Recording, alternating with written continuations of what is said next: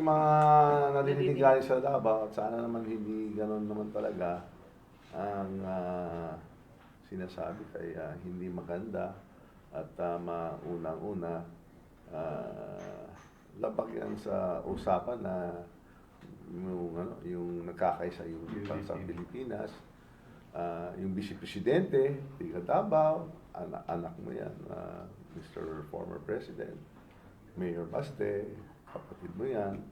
So, unless we have proof na yung mga aligasyon ninyo na kung bakit nananawag ka dyan sa ating mahal na President Ferdinand R. Marcos na bumaba sa pwesto, sana mag-isip-isip muna kayo, at ilabas mo yung mga prueba kasi alam natin hindi totoo yung mga sinasabi ninyo. Walang katotohanan yan. Di ba?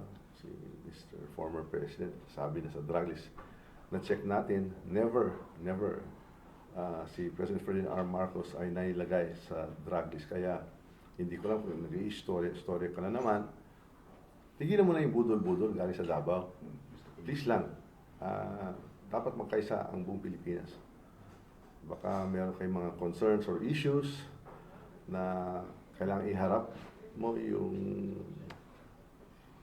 batas na baka na ilabag mo yung sa administrasyon mo. Pero tigilan mo na lang yan kasi yung Pilipinas nagtatrabaho ng maigi at nakikita ng buong mundo nakakaisa na ang Pilipinas. Kung kayo lang dyan sa Davao ay gumagawa na lang ng mga istorya. Uulitin ko, tigilan mo na yung budol-budol nyo.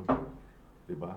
Dapat seryoso na tayo at igalang na lang natin ang ating presidente ng trabaho ng maigi, masipag siya at talagang tinatrabaho niya yung magandang buhay para sa mga Pilipino.